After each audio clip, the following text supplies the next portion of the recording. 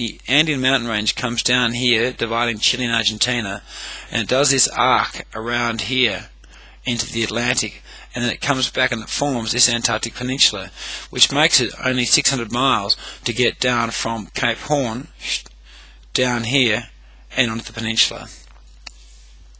And that's why we fly all the way to South America, so we can make this very short little journey across the Southern Ocean. We uniquely will be carrying an Argos satellite transponder. What that means is that all your loved ones, friends, people who follow you on the internet can see exactly where you are by logging into your particular website or our website if you choose, and they can see exactly where you are every hour of every day. As an update is sent to the satellite with the transponder. They use this in all the big offshore races. In fact, I got onto the Argos transponders through my offshore racing experiences. The message goes up to the satellites and it comes back down, and then your friends and family back at home can watch exactly where you are on the updated website. What I put together here, again after obviously so many years of going down there and taking so many groups, I've got a huge range of photos. I've grouped them here to show you, not in any particular order, but just what you might expect to experience on your journey with us to Antarctica 2011. Landscape, wow. Just imagine waking up the first day and seeing your first icebergs, almost like seeing the white cliffs of Dover. The sunrise and sunsets are nothing short of spectacular. When you get a breathless morning, not a ripple on the water, and you get these perfect reflections. Some great panoramic images, sunset in the haze of the difference in air temperature for the hot water from the sea meeting the cold air coming down from the ice.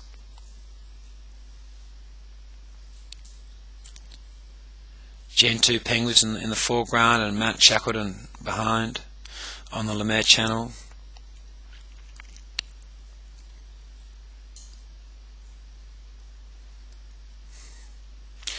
The colour blue, if you look where my cursor is right now, the colour blue in here, what that is actually compressed oxygen.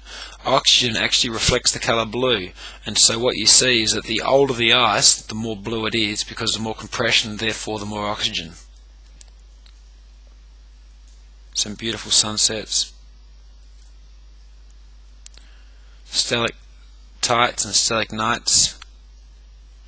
This photo is taken by my great friend Jay Watson years ago, as is this one here.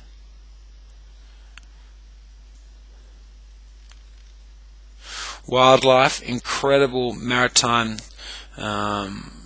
reserve. You'll experience some real life-changing upfront experiences with some incredible wildlife. Humpback whales coming straight up right next to you in the kayaks or in the Zodiacs, or if you're sitting out on the deck having a drink and you'll hear this pfft, and you look down and there'll be a whale. This is a minke. This particular minke got my camera wet. All I was doing was I was pulling the kayaks in with my left hand to get them all ready for the guests to get to start hopping in the kayaks, and because they're bright coloured, this minke came up very inquisitive to see what was going on. Here's some humpbacks coming up close. Some more minkies. You'll see orcas, minkies, humpbacks generally. Here's leopard seals, fur seals, Weddell seals. No fear at all of man, so you can get some incredible up close experiences. Of course, as long as you honour the IOTA requirements for keeping the 5 metre rule. You must stay 5 meters away from the wildlife, although they might actually come closer to you. As long as you don't move, that's okay.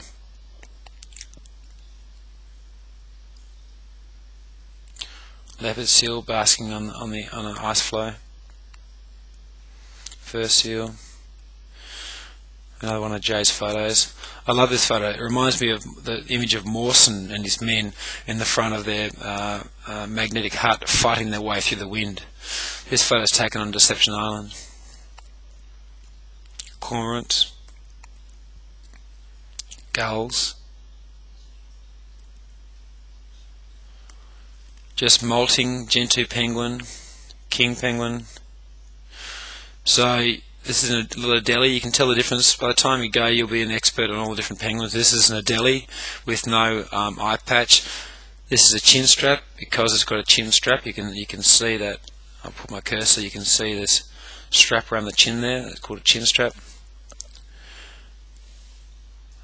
There's the gentoos again. How you can tell that the gentoo has this white dash above the eye. As we leave, often we'll drop into one of the South Shetland Islands. Often we'll go into the Melchiors, and here we are with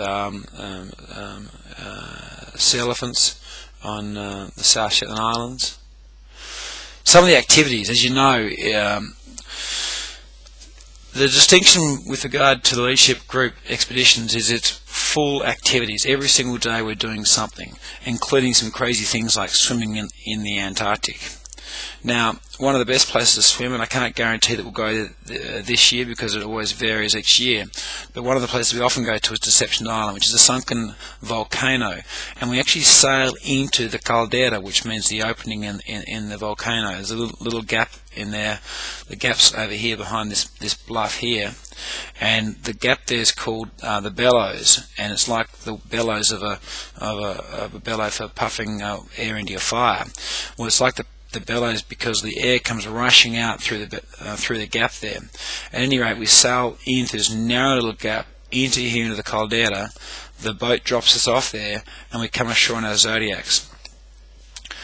Used to be an old whaling station, and the whaling station back in the 30s, they were hauling as many as 3,000 carcasses a year, whale carcasses a year, until they obliterated the entire population of whales in Antarctica.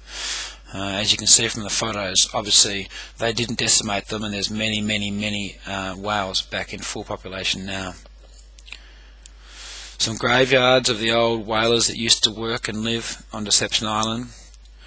This shows you the steam rising out of one of the holes that we've dug in the black sand there, and as we dig the hole, the steaming water comes to the surface, and we can jump in and have a hot spring bathing in there, which we all absolutely love. It's quite a contrast to being in that hot water and then to dive into the freezing cold water behind. Now, talk about having a swim in Antarctica, another way of doing it. Here we are after a day of ice climbing. We've got this crazy idea to go to the rock ledge just down here to our left here, and here we go, getting our gear off. There's Caroline from the Getaway show, coming on, came as a presenter for the TV show, and we're stripping off our gear. And you can see how quickly we got back out. It takes your breath away, literally.